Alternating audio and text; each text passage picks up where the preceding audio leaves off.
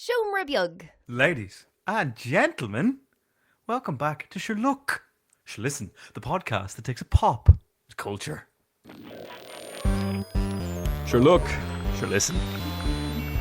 Sure look, sure listen. Sure look, sure listen. Sure look, sure listen. Sure look, sure listen. Sure look, sure listen. Sure look, sure listen. Oh, how terribly exciting, Benjamin. I nearly forgot how to do the intro because we've been away for 2.5 whole weeks because you had the temerity in the year of our Lord 2024 to go on holiday. How dare I? Son of a bitch. Anyway, Benjamin, you're back. We both had medical problems. I got stabbed. You had a little separate issue. But we're both fine now. But so that's... Shut up, Ben. We don't have time to talk about who got stabbed and who didn't. We've lots of stuff... Hang on. What? I was not made aware of a stabbing. What's this? Well, I was stabbed by a medical professional. Oh, think get out. That doesn't make it any less painful. Benjamin, Get out of here. sure look, Yeah. who got stabbed and who didn't is borderline irrelevant because we've loads of things to look at, including episodes 1 to 3 of the show that may or may not be called Agatha All Along. Is it not called Coven of Chaos? No, it's called Agatha All Along. Is it called Agatha? Is that what they went with in the end? And we've had trailers for loads of bloody new films, including a spy political action thriller starring your favourite action lady of the moment, Kate Beckinsale, in Canary Black. And we've had a trailer for Ballerina with Anna de Armas, whoever that is. And we have a trailer for Moon 2, aka Mickey 17. This time it's Pattinson. And we got a trailer for the latest film for Ryan Coogler, the director of Black Panther, Sinners, which looks like someone's Depression-era D&D tabletop fantasy game come to life in a movie. Sure, listen, Michael, if that wasn't enough, you and I have sat down for 2 hours and 10 minutes of our lives and we've given them to old Arnold Schwarzenegger so we could understand what American swords and sandals was like back in the day. We've watched, Michael, that peak of American fantasy that is Conan the Barbarian from 1982. That's when I'm from. That's when you're from, Michael, and that's specifically why I watched it. Happy birthday, Michael. Happy birthday to you. It's not my birthday yet, Benjamin. No, it's not. We're dangerously close to revealing my full date of birth. We might as well give out my PPS number and home address. But Benjamin, that's what I plan to do, yes. Excellent. If we do give out my PPS number and home address, what could people do to pay us back? Michael, if they were to give us, if we were to give all that away, they might repay our kindness by maybe giving us a review somewhere, Michael. Wherever they listen, perhaps. Ben, I have a review here. Where has this podcast gone? It hasn't been on for 2.5 weeks. What a pair of arseholes. 1 star. Is that the type of review we want? Yeah, go on, give us that. But it would be better if you gave us a 5-star review, ladies and gentlemen. I genuinely, Michael, got a very similar text. Oh, very good. Are you going to read it out for us? From friend of the podcast, Connor, who said, "So, please tell me what has happened to my weekly pop culture podcast." And I sent him the very funny image of the Conan Ben has taken ill that you could see on our various social medias, Michael, in response to that. But speaking of, ladies and gentlemen, if you're into being kept up to date with where we disappear off to. Ben, we never do it. Well, I don't think we've ever taken a 2.5 week break before. 2.5 weeks is unprecedented for this podcast, Michael, but it's 7 years old. It's time to break some precedents. It's time. Yes, we're old. We're old and tired. Old. We're falling and apart, I got stabbed. Michael. You got stabbed by a medical professional. It was awful. I assume it was awful. It was. Oh, Ben, it was awful. It just went right into me. Do you remember the bit in at the end of Firefly where he says, "He killed me with a sword, Mal"? It felt like that. Yeah. That's spot on.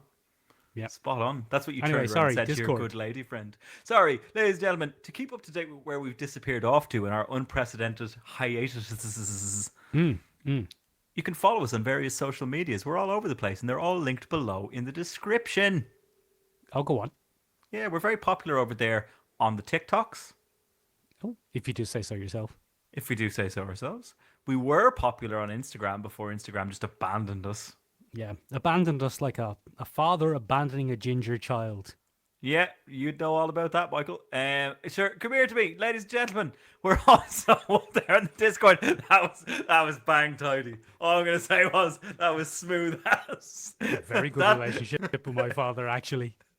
that cut you more than the medical professional that did so with your consent. No, it didn't. That was very sore. That was very, actually sore, not emotionally sore, which I don't believe in. But ladies and gentlemen, you can have this kind of fun, easy banter with us whenever you like. All you have to do is follow us on the Discord, which is linked below in the description, where you'll get to Hop up vote on on it. things. Give us your suggestions for exhumed episodes like this week, or give us episodes for our quintessential series. Suggest a series that you'd like to see the quintessential 5 created from. You can do all that on the Discord. You'll get first pick. That's the benefit of the Discord, ladies and That's the gentlemen. benefit of it. Hop up on it. Hop up on it, and then we'll put your precious golden picks up on the internet for other people to vote on. You'll be contributing to meaningless internet discussion. And Yes. that, ladies and gentlemen, is what this podcast is all about. Content for the content gods, Benjamin. Amen. But Michael, you might want to listen to a podcast with a bit more panache, a bit more professionalism, a bit more substance. Hawk Talk Tour with Haley Welch. Yes, give that a listen. It's linked below in the description. Probably a bit No, more it isn't. crack. But, ladies and gentlemen, if you too like podcasts based on the most tenuous of premises, Oh, yes, go on. you might enjoy Collecting Issues, the monthly comic book club. Oh, that's much easier to say than when it used to be bi-weekly. It is. It's way easier to say these days, ladies and gentlemen. Come here to me, Michael. We've just read All-Star Superman, and we're recording our first reintroduction of the Collecting Issues podcast this very Sunday. Oh, does that mean it's coming out on Monday, Ben? Probably, yeah. Why not? Why not put it out on a Monday? Wednesday? Monday? Who knows? You know who could tell us? You, if you join the Discord or follow the Collecting Issues Discord, which is linked below in the description. 2 Discords, Benjamin. We're like Caligula in here. Again, excessive. No, Caligula? Doesn't matter. Doesn't matter which Roman emperor we're like. We're like one of the bad ones. We're certainly not one of the good ones. Speaking of bad Roman emperors and those who mimic them, Michael, we watched Conan the Barbarian from 1982. I tell you what, Benjamin. Conan the Barbarian. 1982's Conan the Barbarian. 1982's Conan the Barbarian. Directed by... Christ, I've forgotten. Well, who directed it, Ben? I believe it or not, Michael, I have also now not found the thing. This is awful. this is being cut out almost Amateur immediately. Hour. No, Directed by John Milius. John Milius. Yeah, John Milius. We both And found it at the same time. Starring, amongst others, a young Arnold Schwarzenegger. No, not that young. Seminal film in the Robert E. Howard Conan the Barbarian Sword and Sorcery Barbarians in Loincloths genre. Yeah, It's a swords fucking and hard sandals. watch. Michael, I tell you what.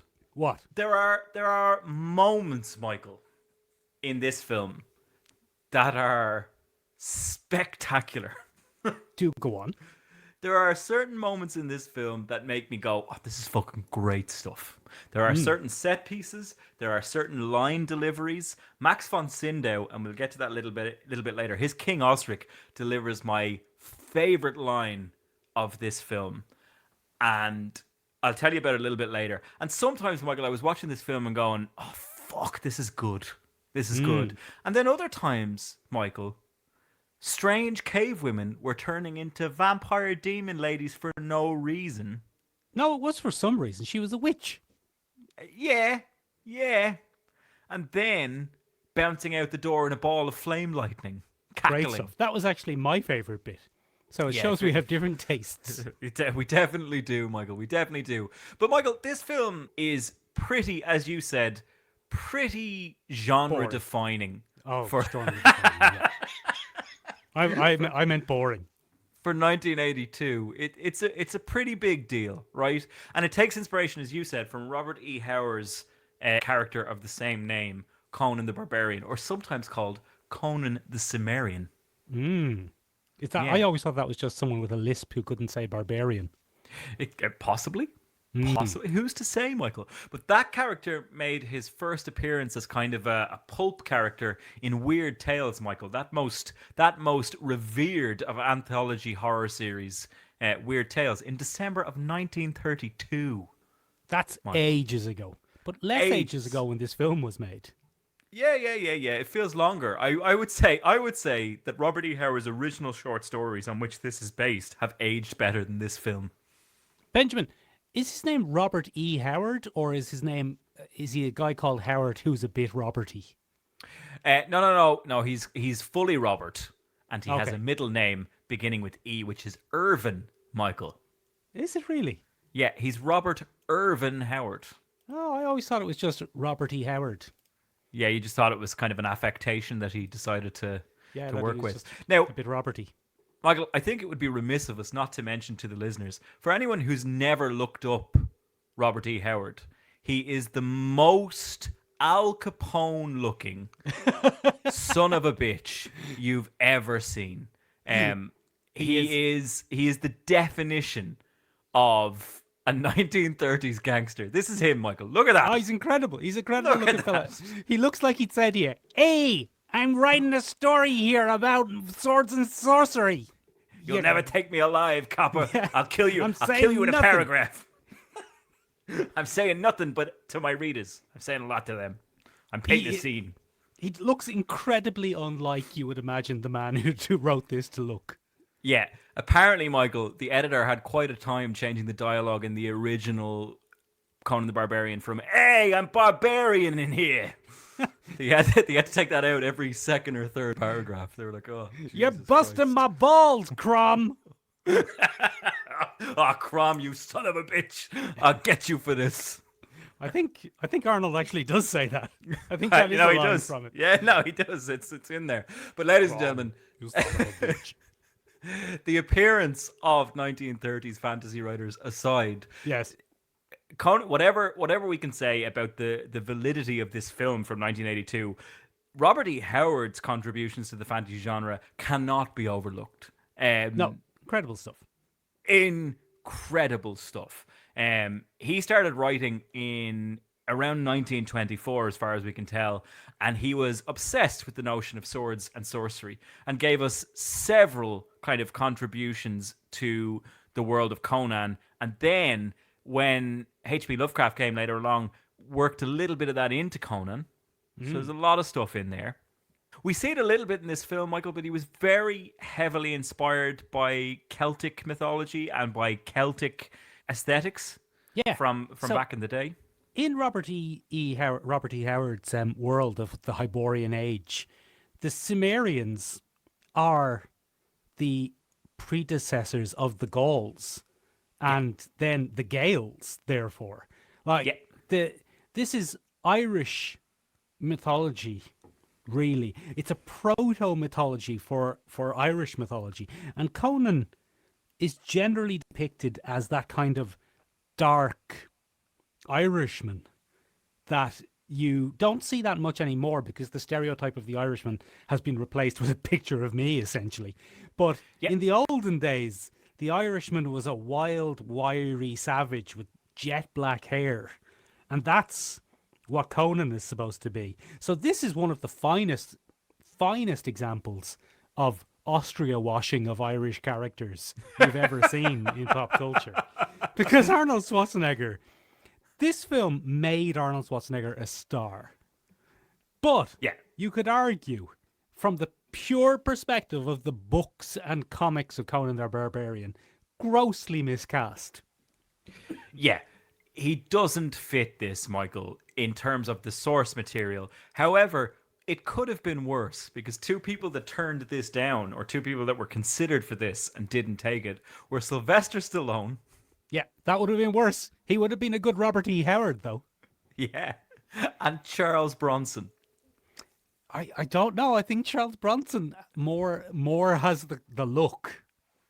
Does he? I think Does he he? kind of. I think a young Charles Bronson does.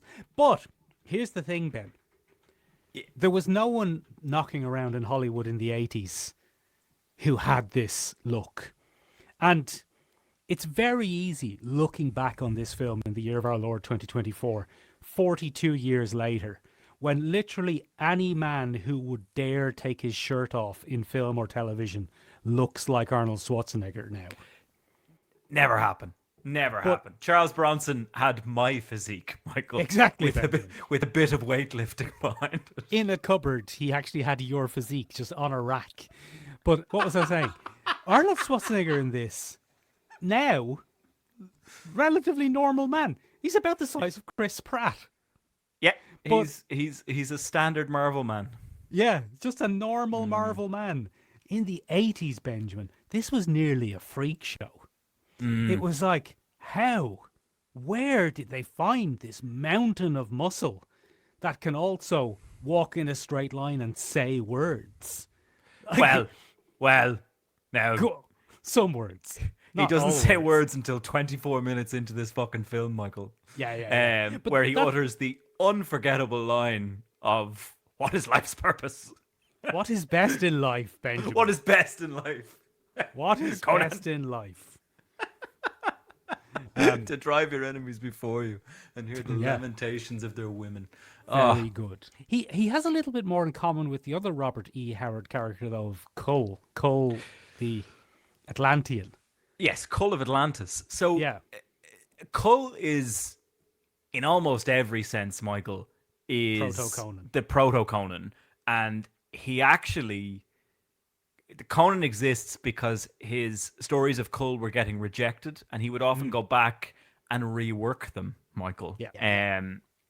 And one of my favorite things about Cull is Cull also had a cinematic outing in 1997, and Yeah. we might do an exhumed on it at some point. We Michael. might do, except it stars the best man in Hollywood, Just the best bloke. Zachary Levi. Zachary Levi, or the 1990 Zachary Levi, who was Kevin Sorbo. Fuck Kevin Sorbo, Benjamin. Fucking We've a thread Kevin on our Discord called Kevin Sorbashing. We Fuck actually that guy. do. Yeah. That's actually a fact. So he was the forerunner, Michael, and it's funny because Thulsa Doom, played by James Earl Jones in this, The late James Earl Jones. the later James Earl Jones, sadly, a lot happened while we were gone, Michael. Oh my God. James A Earl lot. Jones, Dame Maggie Smith, comic book artist extraordinaire and formative comic book artist in my personal comic book journey, John Cassaday. Yeah, All died and within 3 weeks. Chris Christopherson. And Chris Christopherson, Whistler from Blades from Whistler. Blades. Incredibly sad couple of weeks. Now, most of them had quite good innings, except John Cassidy. Yeah, John Cassidy didn't do great. He was only in his 50s. 50s, 52, I think. Very tragic. Yeah. So, yeah, bizarrely, Michael, Thulsa Doom is a character from Cull, and he's kind of taken from the Howard canon and placed in this. He's not a common foe for Conan at all, and he actually gets used a little bit later in. He gets pulled out and put into a hero saga called Cormac McArt. And that's another series of fantasy short stories by Robert E. Howard featuring another kind of barbarian character, but even more Gaelic. Yeah, Um, good lad. Cormac McArt. And that's a roguish gladiator who joins a team of Vikings. Very Michael. good. Benjamin, Yeah. but isn't James Earl Jones fabulous in his wig? Michael, I've never been more uncomfortable. It's one of With- the best. One of the best. I'm not unintentionally is the wrong word. It's one of the best unpleasantly sexy characters that I've ever seen. I just don't understand it, Michael. Like, I just don't get it. He's great. From the opening scene. So the opening scene to this is pretty interesting. We get to see a Cimmerian village. Yeah. And it's Celts or Vikings. Take your pick. It's one or the other. Which one do you want? Little bit of Cold. both. Vikings. It's cold up there in the north. He's a Northman. That's important. And Thulsa Doom rides into town, Yeah. slaughters everybody. Yeah, with his henchmen, the Chaos Warriors from Warhammer. Michael, his henchmen are so silly. His henchmen are the silliest lads. There's Warhammer lad, Yeah. and there's Porn Stash. And that's what I'm calling them on this episode. I'm not calling them anything else. That's Yeah. what they're getting. Fucking little Jesse Ventura and Mr. Warhammer. That's Very good. That's what they are, right? So he rides into town, slaughters them all, right? Yeah. Including poor Conan's dad and his ma. Yeah. And Michael, I thought a warrior tribe would have put up a bit more of a scrap. But it goes to show you that if you've got horses, the other team's fucked. Yeah, if you got horses and magic.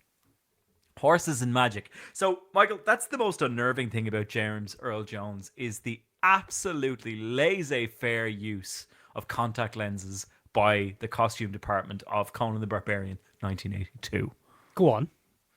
Michael, we get so many different shots of James Earl Jones with different contacts in. We get crystal blue contacts when he's hypnotizing Conan's ma. Yeah. Never explained, just, now I'm going to stare deeply and soulfully into your soul, and I don't want you to hit me with that sword. And she does it because he's magic. Tulsa Doom is a magic bastard, and that's how it Big works. magic, right? big sexy He's a magic big magic bastard. Where that gets more uncomfortable for me, Michael, are the various snap cuts towards the end of the film when we fall upon the Tulsa Doom orgy sphere that we kind of run into, the orgy pool, if you will. Yeah. And Tulsa Doom's a big old he's a big old voyeur, Michael. He just sits at the top of this. He's like, yes. Everybody, Yes. fuck. But for me. And then we get blue contacts. We get snake eye contacts. Yeah. We get plasticine snake head. Yeah, I don't know if plasticine is right, but yes, it's good though. It's a good snake head. We'll get into that in a second. We'll get into right. some of the best snake special effects I've seen in years. Yeah. And that's saying something. But Michael, just so many contact uses, and I hated them all. I hated them all. So That's just uncomfortable. because you have a weird thing about contacts, Ben. You don't do. like people touching your eyes. This is just bringing out all your fears. Contact lenses, snakes, sexy witches in a cave, all of the things you have committed to being terrified of. How dare they? How dare they, Michael? When she undergoes her transformation, she has contacts in. I nearly shat the bed. I was like, Jesus. But that was your medical issue, Benjamin. Here's the thing, though, right? Because we haven't really talked about whether it's a good film or not, and it's not, because it's fucking boring. And one of the reasons it's so fucking boring is it's a threadbare plot. Tulsa Doom. The day Tulsa Doom came to your village and killed your family was the most important day of your life. But for Tulsa Doom, it was Tuesday. That's the most accurate summation of this plot that I could possibly come up with, Michael. It is an invisible thread. It doesn't exist. It's not there. It's just a series of events that happen, and then occasionally they remember, oh yeah, somebody say Tulsa Doom there quickly. This prick. Yeah. So Benjamin, I watched this when I was a teenager, and my abiding memory of it was going, what's this for? What's this about? Are we just supposed to be marveling at the scenery and the muscularity? Is that what this is?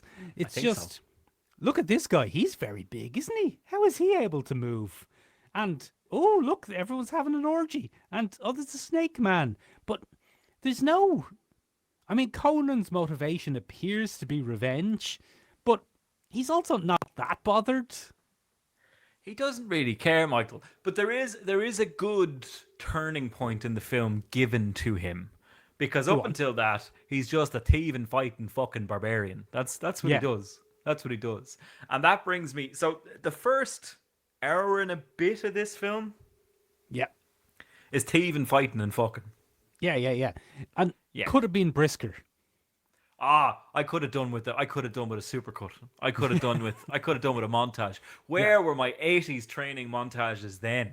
Yeah, it's too early in the 80s, Ben. They weren't ready. Yeah, no, Rocky came later, but I wish Rocky had come earlier, because then they would have done that, and I would have preferred that. Because initially, Michael, I quite enjoyed the fact that Conan pushes a wheel for, it's got to be 10 years?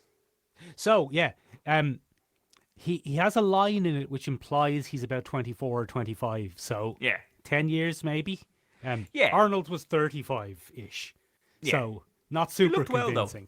Looked well, though. I'd give him a young... Yeah, older than me. Older than me, Michael. Benjamin, and looked better than me. You are going to get notes, Benjamin. Rocky came out 6 years before this, just for your edification. Rocky's a 70s film. Just so you know. Just Why so the didn't they listeners take the know. montage? Why didn't they do the montage then? They hadn't Hang on. They hadn't fully adopted the montage by then, Ben. It was just a weird thing that happened in Rocky at that stage. Ridiculous waste, Michael. Ridiculous waste. But I quite enjoyed the fact, Michael, that Conan in this is as strong as an ox because he was essentially treated like one for 10 years. Yeah. Well, push Yeah. that wheel around and fight and fuck. And he's the last one to survive out of his batch of slave orphans. Yes. Or slorphans, as they're commonly Slorphans, known. That's what we call them in the Gaelic. Yeah. That's what we call it. The slorflinic. Yeah, slorphanic. That's hard to say. That's not going to enter the regular joke rotation, Ben. No, because we can't say it, Michael. We can't say it. Come here to me. What? It's pretty interesting. The first half of this film is completely disjointed.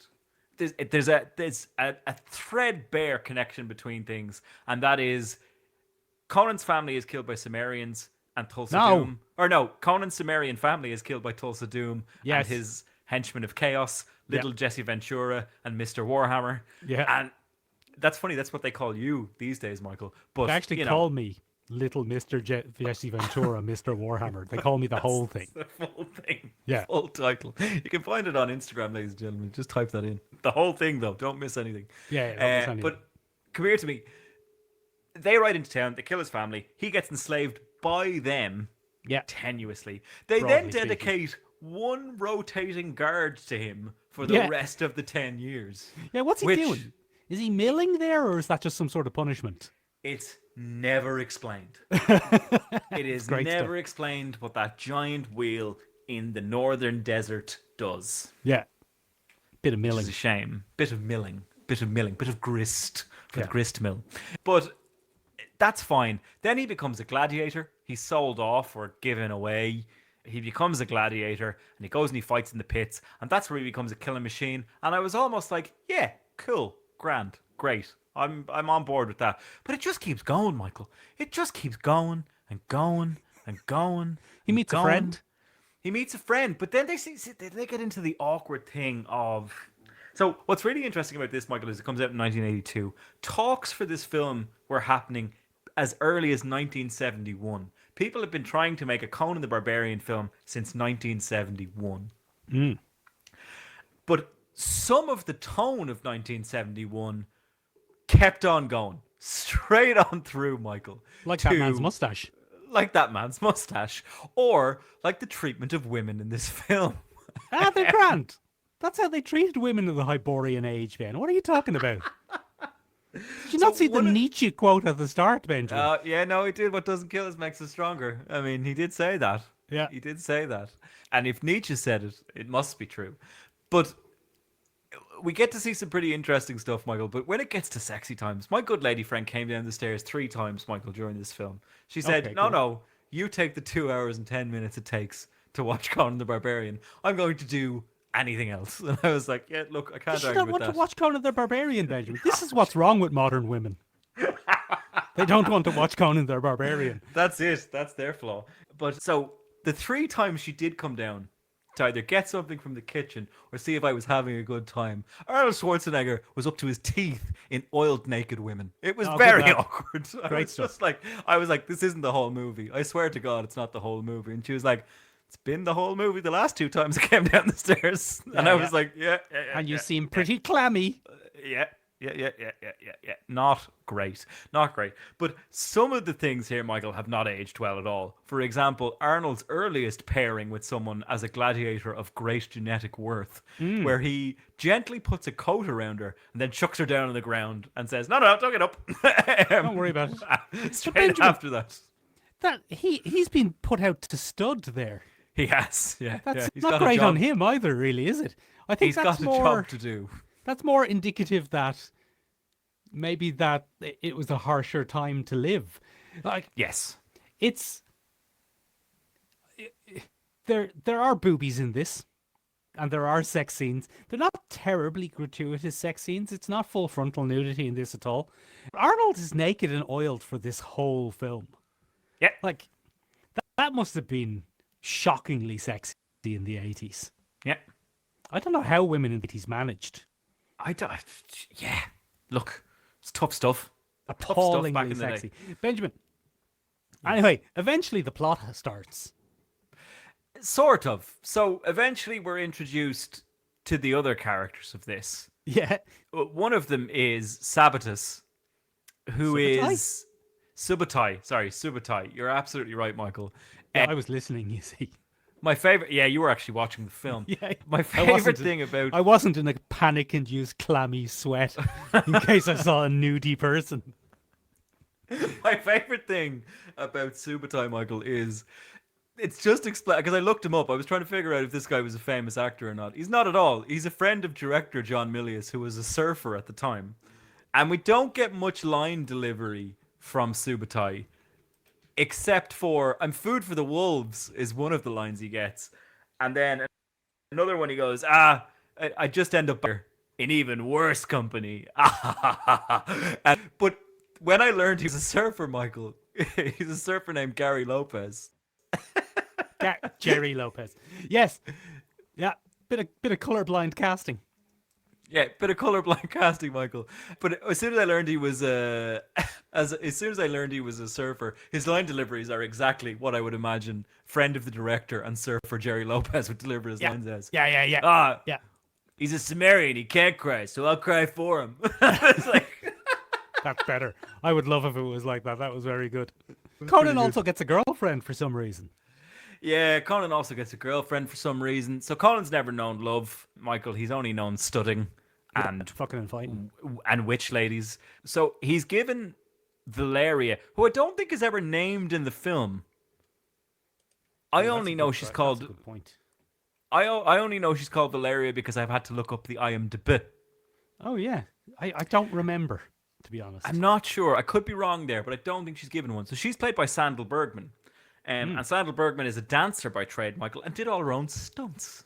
Yeah, they couldn't find stunt people because these two were such genetic freaks in the 80s that there was no one else who looked like them. Yeah, find me someone who looks like Schwarzenegger. Good luck. Now, fine, easy. Good luck. Yeah, oh yeah, in your sleep, Michael. I could throw a slipper out this window right now and hit an Arnold Schwarzenegger somewhere. Yeah, apparently. You know, apparently. I live in a notably muscle-bound area, though, Michael. Yeah. There's gyms. He lives everywhere. on Muscle Beach in Venice. I live on Venice, Muscle Miami. Beach in Venice, Yeah. in Venice, California. Venice Beach, that's- That's where he lives. That's where I live. But Sandal Bergman did all her own stunts, Michael, and she kind of launched herself a little career then. She appeared in a whole bunch of these films. She was in the Red Sonja adaptation from 1985. I thought she died in this. Oh no, she doesn't appear as Valeria again. This launched her kind of swords and sandals American fantasy career. Ah, very good. Yeah. So she also played She in 1984's She, which is a strange post-apocalyptic kind of Amazonian Viking-inspired woman tribe who's surviving out there.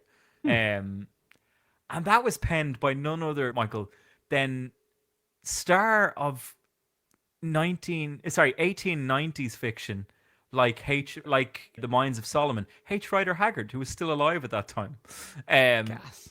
And he penned the script for this. But anyway, so she kind of got a little bit out of this. But she's in this for some reason, Michael. And she falls in love with Conan, seemingly after one night of torrid passion. Yeah, which happens. I've seen it. Well, sure look, Michael. Who are we listen. to argue with the whims of romantic lust? You In know? the 80s. In the 80s especially. Who knows what love two roided people find amongst each other? Yeah, in the 80s. In the 80s. Because she is quite Amazonian. She's almost as tall as Schwarzenegger, which means she's very tall. No, for the Schwarzenegger's 80s. not that tall. I'm not having this. Schwarzenegger's not that tall in real life.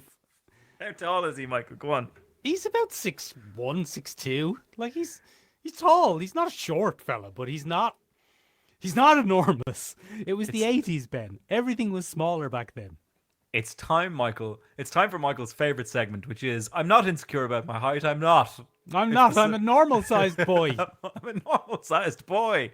But anyway, she's in this, Michael, and she dies in possibly the most insulting way ever. No, the She's- best way. She's given an excellent scene where I thought she was going to be left behind in the halls of Tulsa Doom. Yeah. And I thought she was going to be abandoned by mistake and she was going to die at the hands of a bunch of men. But no, she fights them off quite expertly, Michael. Yeah, Not yeah. a bother. She's not a damsel in distress, Benjamin. She's Not even a little bit. not even an ounce. She is an independent, strong-minded, capable woman who does everything that she does in this film off her own back, including knowing that she's going to her death. Yep. Yeah. And in that way, great character. Quite progressive. Very. So she's not at all a damsel in distress. But then, Michael, we get introduced to my favourite MacGuffin of the film. The best. Which is the arrow snake. Fucking great stuff, Benjamin. I'm interrupting you. I watched this film 10 years ago with your friend and mine, Jim and Shane. And this is a long-ass film, and it's quite boring. And we weren't really paying attention to it. And at one point I said to them, is this the film where he takes a snake and straightens it out into an arrow and then shoots a woman with it? And they both said, no, Mick, that is not this film. And that is not any film, because that's the stupidest thing. Oh, he's done it. He did it. Oh, he's done it, yes. He has, in fact, taken a snake, straightened it out into an arrow, whispered to it, seek, and then killed a woman with it. Only James Earl Jones can't whisper, so it's more like seek. Oh, that's great. Michael, this is a child's definition of, if you were going to turn a snake into an arrow, how would you do it? Straighten and it the out. child going, just straighten it out. Just straighten it out, man. Have you ever heard the term straight as an arrow? Fucking snake. There you go, John Milius. That's for you. Thanks, 5-year-old kid. I'll put it in. It's my favourite bit of this whole film. I think you're bizarre. genuinely disrespecting it, but it's fucking great. It's something. It's not great. Anyway, there are two interesting parts of this, and there's a little bit of character development for Arnold Schwarzenegger's Conan in that he's forced to grow up when he meets King Osric. And King Osric, first of all, King Osric was a real Anglo-Saxon king. There's historical documents of Weird King stuff. Osric. But he's some in this reason. for some reason. Because Robert E. Howard, the gangster, had a real thing for Anglo-Saxon mythology, Celtic mythology, and anything he could get his hands on, really.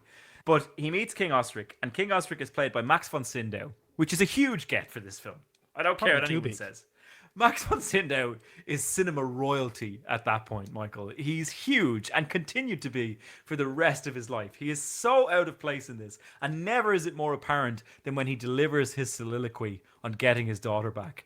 And I was sucked into the film for that few minutes that Max von Sydow is King Ostricing.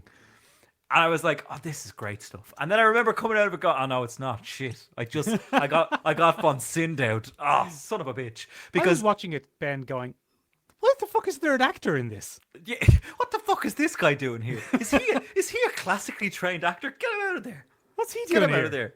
What do you mean he doesn't surf, dance, and or lift weights? Get the fuck out of here. It's very upsetting, but he delivers what is the best line of this film, Michael. And he looks Arnold Schwarzenegger in the eye and he goes, there comes a time, thief, when the jewels cease to sparkle, when the gold loses its luster, when the throne room becomes a prison, and all that is left is a father's love for his child. Oh, And I watched that, Michael, and I went, fuck me, this is a great film. Now, that was quickly scuppered away from me, Michael. It was fucking snatched away from me in the very next scene where Arnold rides Valeria again and leaves her in the morning. And I was like, oh, Jesus fucking Christ. But that's a phenomenal scene. And Valeria obviously was taking notes in that scene, because in the next scene, she delivers her best little bit of acting, which is, come on, don't leave me. I'm miserable without you. Like, I've had a tough old life. You've had a tough old life. Let's just have a nice time together. And, you know, and Ernie arguably delivers his best acting of the film, which is quiet contemplation and, no, I'm going to have to hunt down the people that killed my tribe. yeah. That's my motivation now. It Fucking wasn't fantastic. For It the wasn't. rest of the film, but it is now. But I got von Sydow, and Yeah. now I'm here. Yeah. Now I'm here. And it's phenomenal stuff. That's great. And then, Michael, you have to deal with the rest of the film. Oh, So so long. Look, Benjamin, we're running out of time. It's seminal. It really is seminal. Oh, no, it's it made huge. Arnold Schwarzenegger a superstar. Yeah. This is the reason that everyone knows the name Arnold Schwarzenegger. It spawned a sequel, which is even worse. And it Conan the created a Destroyer. generation of men who are obsessed with other oily men. I'm from that generation, Benjamin. I have no shame in admitting it. You're a big jacked oily man when we put oil on you. Yeah. I'm too hairy, Benjamin. I've become matted. It soaks So- the oil up. That's the Soaks issue. the oil up. And it won't adhere to the body at all. It's an absolute nightmare, to be honest. I'm like And then a it's just a seal. fire hazard, ladies and Yeah. gentlemen. A fire Yeah, yeah. hazard, if anything. Fire hazard, exactly. But it's very warm. because I've got a layer of insulation like a seal. Yes. Why are we talking about this? Don't know. Yeah, weird film. Overlong, great ideas. Like, you can't ignore the impact that this had on fantasy, swords and sandals. There was a whole generation of, like, the image of the barbarian hero comes from this. Well, it comes from Conan, but this is what pushed it into the mainstream. Yeah, into the popular imagination, because it wasn't there. Robert E. Howard was the weird comics that nerds read, or the weird short stories that you read in Weird Tales, and those were for nerds For nerds, for weird nerds. and kids. You know who we're not giving enough credit to as well is Frank Frazetta. Yeah, so Frank Frazetta is the seminal artist in this, and in fairness, in adapting Frank Frazetta's art style, this film does an immaculate job. And Yes. I'm thinking particularly, Michael, of the final showdown, the Magnificent Seven style showdown at the end of the film, where it's Subutai and Conan and Mako's wizard on the beach. Wizard, yeah. And the ghost of Valeria. And the ghost of Valeria in Valkyrie costume. Very Yeah. important. Very Yeah. important. That is what's his name? Tulsa Doom. What Tulsa Doom and Little Jesse Ventura and Mr. Warhammer Man Yeah. are wearing is straight out of Frazetta. Yeah, great stuff. And at different points, including the Tulsa Doom orgy, Mm-hmm. the kind of leather men who wear weird helmets and stuff like that, that's all Frazetta. That's straight out of Frazetta. Yeah, yeah. And in There's a that woman chained to a regard- rock at one point. Spectacular Frazetta-ness. Hmm. Like the essence of Frazetta there. Great stuff from the lads. Great stuff from them. But it's the center can't hold because it's too long. I think Yeah. if this was one concentrated hour and a half dose of Conan, you'd get a more cohesive film. You definitely could get a more cohesive film out of this. The other thing is the characterization of Conan, to me, feels a bit off. Like, to me, Conan should be a little bit more crack and a little bit more intimidating. He's Yeah. very contemplative in this. And Very. he's the way I read Cull more than Conan. Call of Atlantis. Yeah, Call of Atlantis. Conan should be leaping around the place, making fun of people. Like, Conan, sorry, did I say Cull there? Conan gets distilled again in the 2000 AD character Slain. Yeah. They're practically the same character as well. And Conan should be a bit of crack, and he smiles and he laughs and he gets emotional and he gets upset, and he's not a stoic. We do get a little bit of that from Conan. There are a few scenes where Conan's kind of having a bit of banter, Yeah, but but they're Arnold doesn't few have and the far range. between. Yeah. Yeah, Arnie doesn't have the range for it at all. There are a few glimmers of humor in this, Michael, and it's done twice, and the humor is hilarious. There's two cuts in this film that I love more than anything else. One of them is when Conan is being hunted by wild dogs, he finds the tomb of Crom. Yes. And Crom gives him the sword, or we're led to believe that he's bestowed the sword upon Conan in the tomb. That's not the tomb of Crom, Benjamin. That's an ancient Atlantean No, king. Maybe but- Cull. Could be cool, but Conan believes it's Crom's influence. He Yes. says Crom, and Yeah. he thinks, that's what's happened. And he crawls out, and he goes to kill those dogs. But in true good cinema fashion, they don't show the murder of those wild dogs. Yeah. What we get is 1 minute Conan is there with absolutely nothing on but a loincloth and Johnson & Johnson baby oil all over every inch of his body. No fire hazard there, Michael, because he's been waxed to within an inch of his life. Yeah, good. But then it cuts to Conan walking around in more fur than you could shake a stick at. More fur He's than covered. those two dogs had. He's killed the entire pack, and he's just strutting through the woods then in his bear skins, except they're dog skins, and it's horrific, and it's very funny. My second favorite use of humor in this, Michael, is when they're in the snake tower and Valeria spots one of the priestesses. It does one cut to Valeria behind a priestess. It cuts away to Yeah. Conan and Subutai taking on the giant snake thing down below. And then it cuts back to Valeria in the priestess costume with a little smile on her face. And I was like, that's very good. Great stuff. That implied action is fantastic. But there's a few bits of that. Then there is the bizarre scene where no, I'm not going to slow down, Michael. Fucking I'm wrap gonna it up, run I'm this saying, clock Benjamin. out. 45 minutes we're at. Sorry, this is the last one. This All is right. the last one, Michael.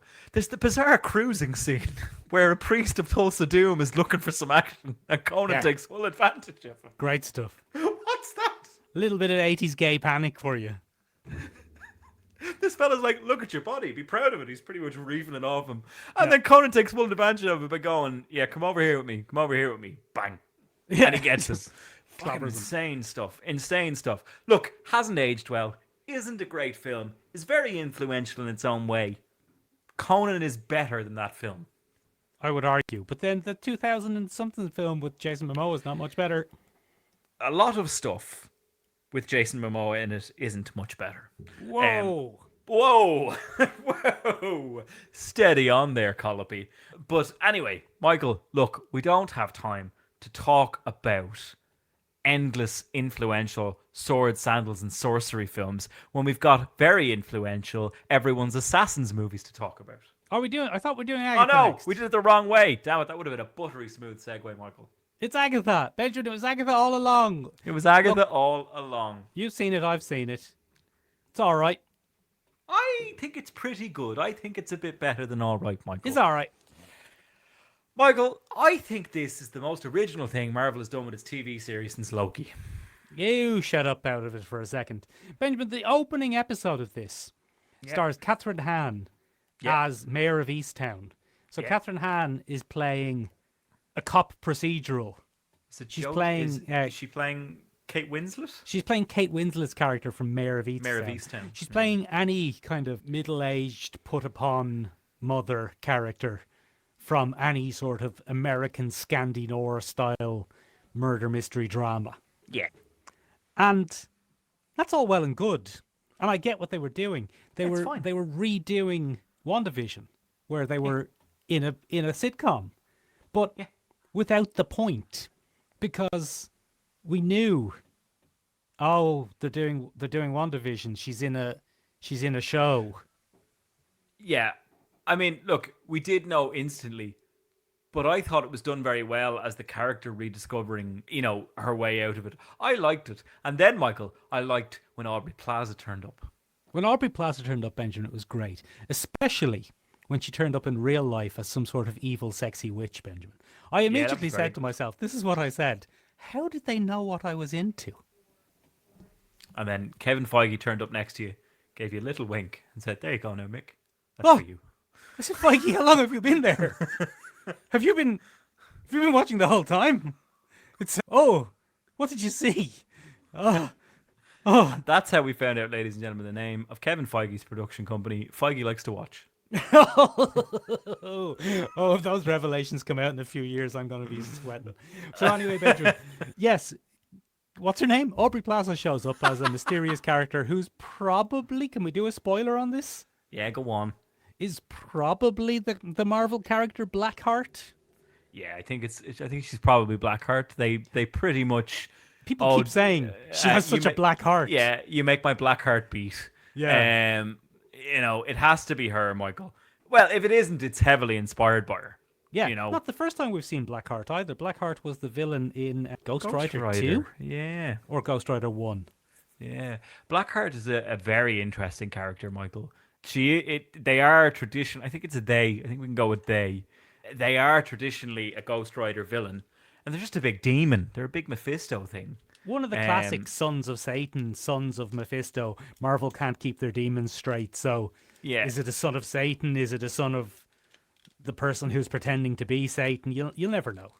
Mephisto is directly name dropped though by Zahir Zamadi in one of the episodes. She says agent of Mephisto. So we get a direct shout out to him in this, which is the first time we've had his name said, I think. I think so. This has been going on for 5 years now, teasing people about Mephisto. Yeah, I mean, look, we can't possibly care if it's Mephisto or not. I think this is one of those series, Michael, that is... Sorry, I got her name completely wrong there. It's Zahir Zamata is that actress's correct name.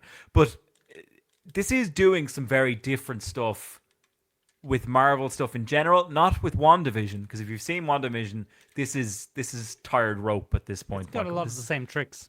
Yeah, it's got a lot of the same tricks. But it's fun to watch. It's their cheapest series ever. Yeah. And it's doing good numbers. Is it? It's a hit as far as a Marvel TV series goes. Oh. And I mean, Is that good?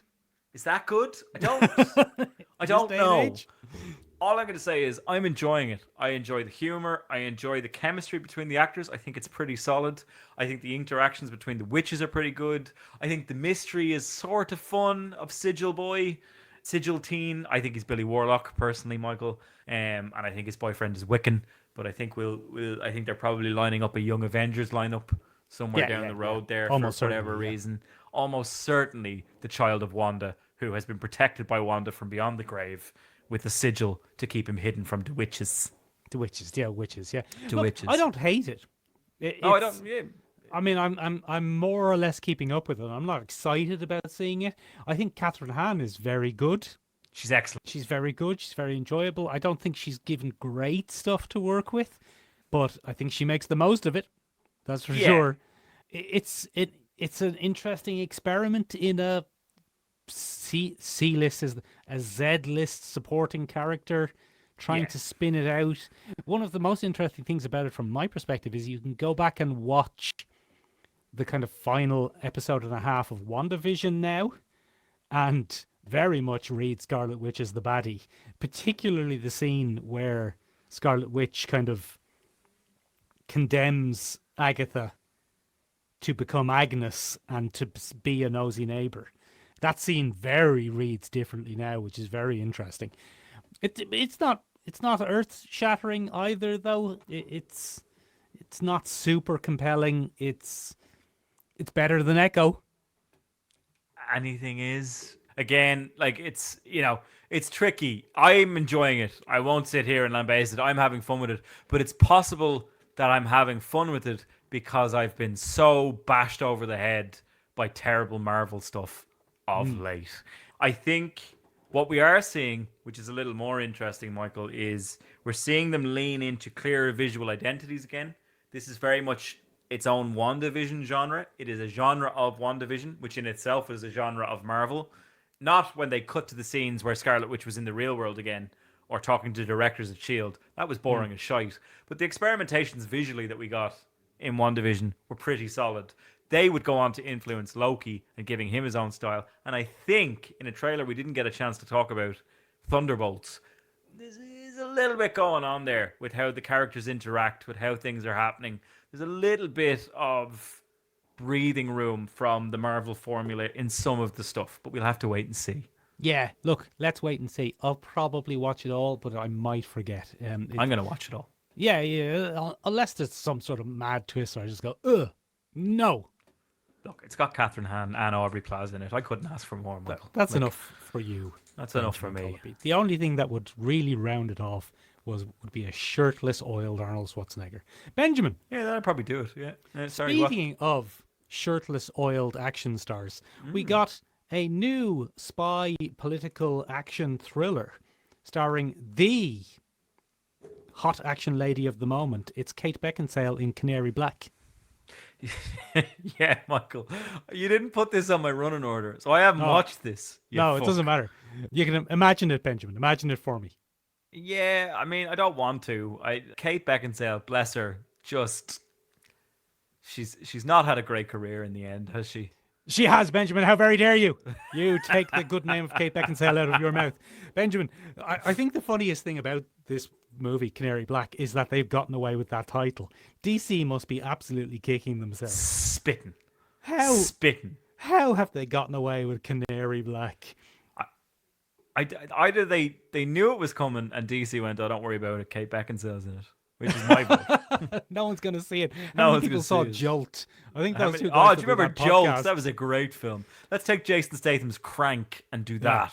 But with make it Kate boring. Beckinsale. But make it boring as shit. Yeah. Yeah, look, I'm not going to watch this, Michael. No. Look, I'm only doing it as a joke anyway, because we're really talking about Ballerina. Yeah, From Ballerina. your least favorite cinematic universe, the quite unsuccessful spin-off universe of John Wick, comes not a side character per se, just another character. But look, don't worry, John Wick is in it. So don't worry. John Wick is in it, okay? Will you go and see it? Would you go and see it? Would you please go and see the film Ballerina if we promise John Wick is in it? Because he is. Here he is. He's in the trailer. Yeah, please go and see this. We've got all your favorites. Because John Wick is in it. None of them have died. Yeah, John Wick is in it. I know that you thought about watching a little bit of the Continental from the world of John Wick, and then you didn't get around to it because it was set in the past, and you thought to yourself, don't worry about it. It's probably not that rad. But this one, right? John Wick is in this one. So you could give this a watch if you liked. Do you know how I know producers of this film have real faith in it? Because John Wick's in the trailer. Yeah, the title of the trailer is From the World of John Wick, Ballerina 2020-25. And I'm just Jesus, lads, fucking hell. At least put it after Ballerina. At least say Ballerina from the world of John Wick. Don't say From the World of John Wick, Ballerina. Fucking hell. It's madness. What is this? It's a failed absolute Bechdel insanity. test? Fucking hell. It's crazy. Boys. And, like, the funny thing about this is there is nothing new in the concept of a ballerina being an assassin. Most female assassins are ballerinas. Well, now hang on, Michael. Right, I will. It's very clearly stated in that trailer that they're assassin stoppers. Oh yeah, And to they're become anti-assassins. assassin stoppers. They're assassins They of have assassins. to think like assassins. Yeah. Sorry, You have to excuse be me. the assassin. To which point, a philosopher might say, well, then they're just assassins, aren't they? Aren't they, though? And also, speaking as a philosopher, I'm not going to go see this unless John Wick is fucking in it. Is he in it? He is, yeah. Oh, Grant, I'll go see it, so. As Nietzsche once said, Michael, what doesn't John Wick you makes you John Wick it more. You know? Exactly. That's how it works. Look, the action looks good, Michael. It looks tidy. I like Ana de Armas. She can carry a film. She's pretty solid. I just think this is hobbled by its own connection. And, like, we've got Winston is back. Ian McShane is back. He's directly involved in her creation for some reason. Lance Reddick is back. Lance Reddick is back. I don't know if he'd want this to be his final vehicle on screen. I don't think this is going to be bad. It's not going to be bad. It's going to be absolutely fine. Yeah, but it's just literally and figuratively nothing we haven't seen before. John Wick says it in the trailer. Ana de Armas' ballerina says to him, how do I do what you do? And he says, in perfect Keanu pitch, I think you're already doing it. That's sweet. And you're like... No need to see this then. Oh, fucking grand then. I've seen this film. It's a prequel. It's set before John Wick kicks the bucket, I think. Because Charon is alive, which means that it's before... and John Wick's alive. Yeah. It's and John Wick's Wick's set alive. between 3 and 4. We're getting John Wick 5, Michael. That's been greenlit. There's a thing out there that we're getting John Wick 5. They could pull the rug out for us and she could end this and they could say, what's your name? Is your name Anna Gonzalez? And she says, no, my name is Anna John Wick. Anna John Wick. Like in Star Wars. Fuck, that's a stupid joke. That's one of the stupidest things I've ever said on a podcast. I loved it. I think that's fantastic. Oh, Michael. What From is a it? completely unoriginal spin-off of something to a pretty unique spin-off of something that isn't actually a spin-off of something. We got a trailer for Mickey 17, Michael. Yeah, Moon 2. Moon 2. So what Michael is referencing, ladies and gentlemen, is Moon, which was a very, very interesting sci-fi concept piece starring none other than Sam Rockwell. Sam Rockwell's great, Benjamin. I'll watch anything with Sam Rockwell in it except Seven Psychopaths or whatever it was called. That was boring. Yeah. So Moon came out all the way back in 2009, and it's about an astronaut who's working on a space station on the moon, as the name might suggest. Called Moon, yeah. And he finds out, here the read of the jig, and spoilers for a film that came out many, many years ago. He finds out he's a clone, and he's one of a series of clones that are spun up to do intensive, isolated research. And as soon as they start to go a bit squirrely, their body starts to deteriorate and they suffer from paranoia and stuff like that because their body is actually physically shutting down because clones have an exceptionally short shelf life. Yeah, And yeah, the yeah. way that their entire existence is framed, and I thought this was genius. This blew my mind when I first saw it in 2009, Michael. The way their existence is framed is they are on a mission. They are receiving messages from their wife at home. They are about to go home. They are days from completing their contract. And that is when their bodies begin to deteriorate. And the central premise of Moon is that one Sam Rockwell finds another Sam Rockwell in Spiral. He rescues him and then begins to uncover the fact that he is a clone that is used to do stuff like this. Now, Michael, that's a fascinating concept. And the genius that is Bong Joon-ho is what I said, but Bong Joon-ho looked at this and said, yeah, but wouldn't it be funny if people signed up to do that? Yeah. We could do that, but as an action comedy. But as an action comedy. Now, Michael, this is based on, as all great Hollywood franchises, this is based on a novel. Oh, from last year? From 2022. Not quite last year. A classic. Yeah, a classic. It's based on a novel by a guy called Edward Ashton. And the main character is Mickey Barnes. And he signs up to become what is known as an expendable, which is someone who takes on the worst of jobs, Michael. His genetic code is written down, and he is spun up. Every time he dies, he's brought back in a new body with the same consciousness and an awareness of what's come before. Yeah. And Michael, I have to say, I watched this and got excited. I was like, this looks like a bit of fucking crack. But, I'm calling it Moon 2 in a derogatory sense because it's basically Moon, but as an action comedy. But that's not to say it doesn't look good. I like that Robert Pattinson is playing an absolute fucking dweeb. Yeah, fantastic. Great stuff. I'm convinced, Michael, that Robin Pattinson will only take a role if it allows him to make a fucking silly voice out of it these days. Yeah. I am convinced he has gone full bloody Daniel Day-Lewis. And Daniel Day-Lewis said, well, I'll only take a movie if I get to do an exaggerated normal voice. But Robert Pattinson has gone, I'm going to make my mark by doing an exaggerated, ridiculous voice. That's what I'm going to do. Oh, I can't believe you're leaving me on this space station. Oh, jeez, the wheeze. Fucking fantastic stuff. Tintin in space without Snowy the dog. Sold. Yeah. But yeah, so it's based on that novel.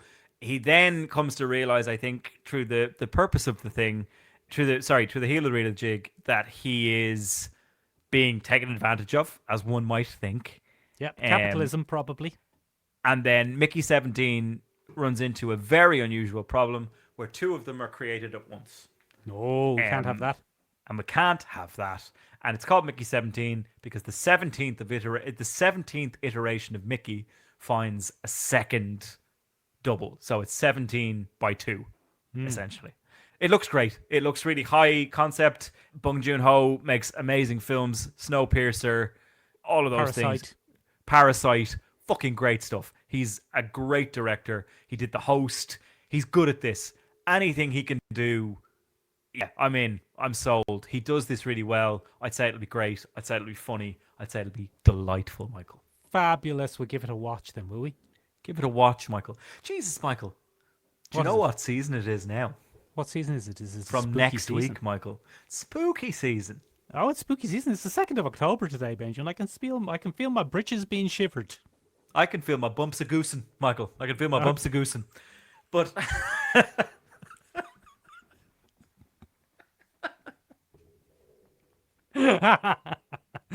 oh, my bumps, they are a goosing.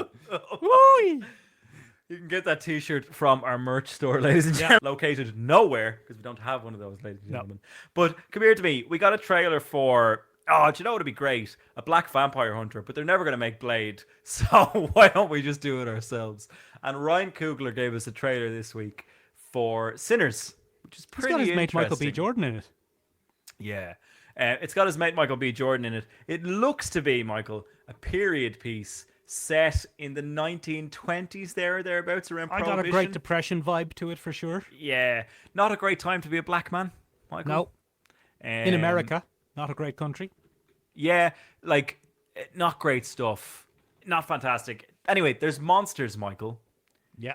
And in those monsters, it's not really defined. Are they vampires? Are they zombies? Are they spooky oogly booglies? Well, they say demons. Do they say demons? They say demons, yeah. How often do we say demons and vampires in the same sentence these days, Michael? Exactly. I mean, but I mean, it could be anything. This could be a big twist. It could be It could just be the clan. It could just be the clan.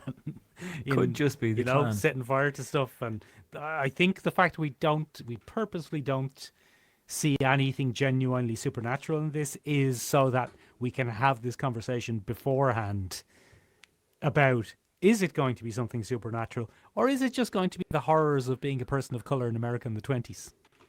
Yeah, I thought it was an adaptation, very, very momentarily, Michael, a great book that I read last year called Ring Shout. Go on. Ring Shout is by an author called P. DeJelly Clark.